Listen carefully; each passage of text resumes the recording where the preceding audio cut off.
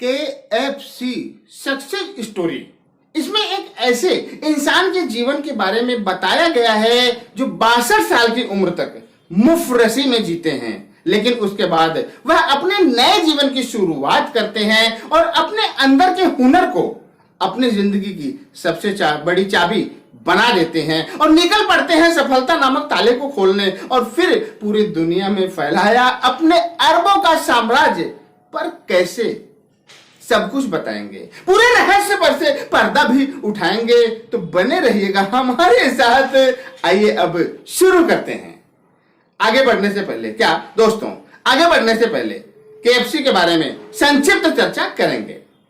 KFC Kentucky fried chicken, KFC Kentucky fried chicken इसका full form है। एक fast food restaurant है जो मैकडॉनल्ड्स के बाद दुनिया की सबसे बड़ी फास्ट फूड रेस्टोरेंट कंपनी है, जिसका मुख्यालय अमेरिका के केंटकी में है। इसके संस्थापक कर्नल सैंडर्स हैं, जो अब इस दुनिया में नहीं रहे, लेकिन उनकी तस्वीर आज भी उन्हें जिंदा रखती है। KFC के रेस्टोरेंट के बाहर या फिर KFC के नाम के साथ जो तस्वीर हम देखते हैं वो कर्नल सैंडर्स की ही है। हाँ दोस्तों और आगे बढ़ते हैं, और अभी हम इसी पर चर्चा कर रहे हैं KFC के बारे में। KFC सक्सेस स्टोरी के हीरो कर्नल सैंडर्स के जीवन की कहानी बड़ी ही रोमांचक है। जो लोग सफलता की राहों में बढ़ती उम्र को लेकर निराश रहते हैं, यह स्टोरी उनके लिए मील का पत्थर साबित हो सकती है। तो आइए अब शुरू करते हैं और जानते हैं कर्नल सैंडर्स के जीवन के बारे में। KFC के ओनर कर्नल सैंडर्स की जीवनी। सबसे पहले हम उनके प्रारंभिक जीवन के बारे में चर्चा करेंगे। दोस्तों धीरे धीरे छोटे छोटे टुकड़ों में हम इस वीडियो को बांटेंगे। यह वीडियो लगभग 15 मिनट के आसपास का तो बनेगा ही। इसे हम छोटे छोटे टुकड़ों में लेकर चलेंगे ताकि आपको विस्तार पूर्वक सारी बातें समझा सकूं। तो सबसे पहले हम कर्नल सैंडर्स के प्रारंभिक जीवन के बारे में चर्चा करेंगे। कर्नल सैंडर्स का जन्म 9 सितंबर 1890 को अमेरिका के इंडियाना प्रांत के हेनरी विले नामक कस्बे में एक गरीब परिवार में हुआ था। उनके पिता का नाम विल्बर डेविड सैंडर्स और माता का नाम मार्गरेट एन सैंडर्स था। वे कुल 3 भाई बहन थे, जिनमें सबसे बड़े वही थे। जब कर्नल महज 5 साल के थे तभी उनके पिता की मृत्यु हो गई और उसके बाद उन पर घर की जिम्मेदारी आ गई। पिता की मृत्यु के बाद वे अपनी मां का हाथ बटाने लगे, जिनमें अपने छोटे भाई बहनों के लिए खाना बनाना भी शामिल था। कुछ साल बाद उनके मां ने दूसरा विवाह कर लिया, जिसके बाद उनके सौतेले पिता से उनकी नहीं बनी, जिसकी वजह से वे अपना घर छोड़कर भाग गए।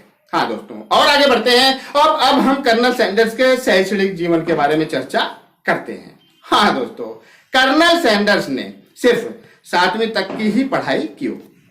कर्नल सैंडर्स ने सिर्फ 7वीं तक ही पढ़ाई की थी, क्योंकि परिस्थितियां ही ऐसी कुछ बन गई थी जिसकी वजह से वे आगे की पढ़ाई नहीं कर सके।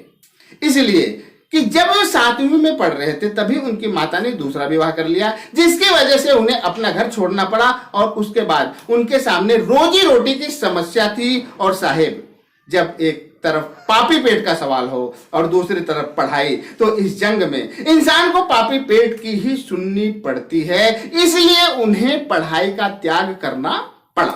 हाँ दोस्तों और आगे बढ़ते हैं और अब हम उनके संघर्ष भरे जीवन के बारे में चर्चा करते हैं। कर्नल सैंडर्स ने जब अपना घर छोड़ा तो उन्हें अपने जीवन यापन के लिए बहुत संघर्ष करना पड़ा, जिसके लिए उन्हें तरह तरह के काम भी करने पड़े, जैसे स्टीम बोट की नौकरी, जीवन बीमा सेल्समैन की नौकरी, फायरमैन की नौकरी, बस कंडक्टर की नौकरी, लोहार की नौकरी, सेना की नौकरी आदि। लेकिन वे कभी भी किसी भी काम में सफल नहीं हुए। और आगे बढ़ते हैं, अब हम उनके विवाह और उनके बच्चों के बारे में चर्चा करते हैं। कर्नल सैंडर्स ने 18 साल की उम्र में जोसेफिन किंग नामक महिला से अपना विवाह किया और महज 19 साल की उम्र में वे एक लड़की के पिता भी बन गए। लेकिन उनके जीवन में शायद वह खुशी रास नहीं आई। उनके जीवन में शायद वह खुशी रास नहीं आई और कुछ साल बाद ही उनकी पत्नी उन्हें छोड़कर चली गई और साथ में लड़की भी लेकर चली गई। उसके बाद उन्होंने क्लाउडिया प्राइस से शादी की, जिससे उन्हें 3 बच्चे हुए। हाँ दोस्तों और आगे बढ़ते हैं और अब हम कर्नल सैंडर्स के व्यावसायिक जीवन के बारे में चर्चा करते हैं।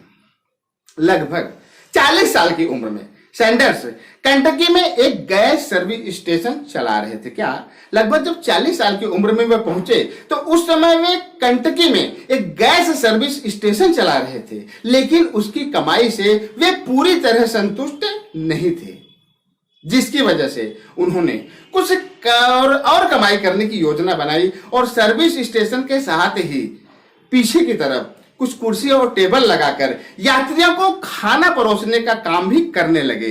उनका फ्राइड चिकन लोगों को खूब पसंद आया और लगातार लोगों की भीड़ बढ़ने लगी। बढ़ती भीड़ को देखते हुए उन्होंने सड़क के दूसरी तरफ एक बड़ा सा रेस्टोरेंट खोला, जिसमें एक साथ 142 लोग बैठकर खाना खा सकते थे। उनके रेस्टोरेंट में फ्राइड चिकन के साथ साथ और भी चीजें परोसी जाने लगी, लेकिन उनका फ्राइड चिकन कुछ ऐसा प्रसिद्ध हुआ कि वहां के गवर्नर ने सैंडर्स को कर्नल की उपाधि से सम्मानित किया। तभी से उनके नाम के साथ कर्नल शब्द जुड़ गया। हाँ दोस्तों और आगे बढ़ते हैं और अब हम कर्नल सैंडर्स की बर्बादी और अकेलेपन के बारे में चर्चा करते हैं। 1950 में जब उनकी उम्र 60 साल की थी, उस समय उनके जीवन में एक ऐसा मोड़ आया जिसने उनकी जिंदगी को पूरी तरह से बर्बाद कर दिया। जिस जगह पर वे अपना रेस्टोरेंट चला रहे थे, उस जगह से हाईवे निकलने के कारण उनका चलता हुआ कारोबार खत्म हो गया, जिसकी वजह से वे फिर से कंगाल हो गए और कंगाली भी ऐसी आई कि रोजी रोटी के भी लाले पड़ गए। मुआवजे के रूप में सरकार से जो उन्हें चेक मिला था, वे उनके आंसुओं को पोंछने के लिए बहुत कम था। कुछ इस तरह जिंदगी की राहों में भटकते भटकते वे 60 की उम्र भी पार कर गए थे, लेकिन किसी भी मुकाम पर नहीं पहुंच पाए थे। जब वह पीछे मुड़कर देखते हैं तो उनका सारा जीवन ही निराशा भरा था। हाँ दोस्तों, वे अकेले में अपने आप से बातें करते हुए एक बार चिंता को छोड़ चिंतन की दुनिया में खो गए, लेकिन जब वे वापस आए तो साथ में एक आशा की किरण भी लाए कि मेरे अंदर जो हुनर है, क्यों ना मैं उसी को अपनी जिंदगी को समर्पित कर दूं। और वह हुनर था उनकी चिकन रेसिपी, जिस पर उन्हें बहुत भरोसा था और उन्होंने उसी पर काम करना शुरू कर दिया। हाँ दोस्तों यह था कर्नल सैंडर्स के जीवन के बारे में, पर्सनल जीवन के बारे में।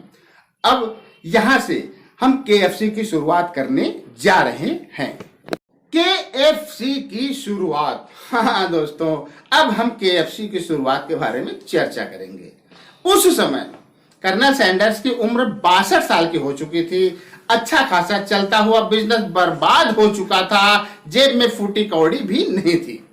कुछ समझ में नहीं आ रहा था कि आखिर क्या करें। खुदकुशी जैसे विचार भी दिमाग में आ चुके थे, फिर भी वे एक बार फिर से अपने आप को संभालते हैं और चिंता को छोड़ चिंतन की तरफ रुख करते हैं। उनके मन में एक विचार आया कि मैं एक अच्छा कुक तो हूं ही, क्यों ना मैं इसी को अपने जीवन का आधार बना लूं। और वे निकल पड़ते हैं अपनी चिकन रेसिपी के हुनर, कुकर और मसाले के साथ फ्राइड चिकन रेसिपी की मार्केटिंग करने।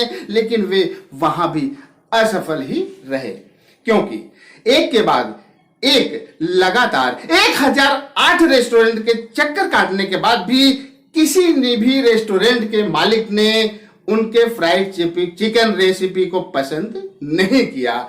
हाँ दोस्तों, वे अभी भी निराश नहीं हुए और आगे बढ़ते रहे, लेकिन वे रुके नहीं, चलते रहे और उनकी मेहनत रंग लाई। और 1009वें रेस्टोरेंट मालिक पेट हरमन ने उनकी रेसिपी को पसंद किया और वहीं से शुरू हुआ एक ऐसा सफर जिसने पूरी दुनिया में केएफसी का साम्राज्य स्थापित कर दिया और यह साबित कर दिया कि कामयाबी की राहों में उम्र कभी भी आड़े नहीं आ सकती, बशर्ते कि इंसान के हौसलों में जान होनी चाहिए।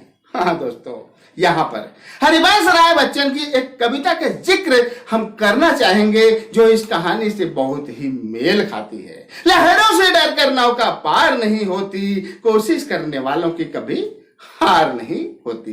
हाँ दोस्तों, कर्नल सैंडर्स ने अपनी कोशिश को रोका नहीं, चलते रहे और जो इंसान लगातार चलता रहेगा वो एक दिन अपनी मंजिल को जरूर प्राप्त करेगा। हाँ दोस्तों, और आगे बढ़ते हैं और अब हम जानते हैं KFC के साम्राज्य के बारे में। हाँ दोस्तों, KFC का साम्राज्य 1952 में अमेरिका के साल्ट लेक सिटी में कर्नल सैंडर्स और पेट हरमन के पार्टनरशिप में कुछ शर्तों के साथ उनका पहला रेस्टोरेंट खुला और शुरू हुआ एक ऐसा सफर जिसने KFC कंटकी फ्राइड चिकन को पूरी दुनिया में मशहूर कर दिया।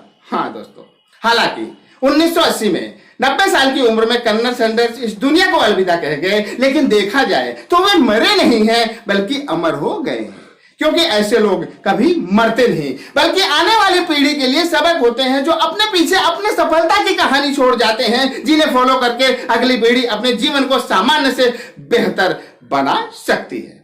हाँ दोस्तों, अगर हम KFC के नेटवर्क की बात करें तो आज पूरी दुनिया के 145 देशों में लगभग 2500 आउटलेट्स हैं, जिसमें 180 तो भारत में ही हैं।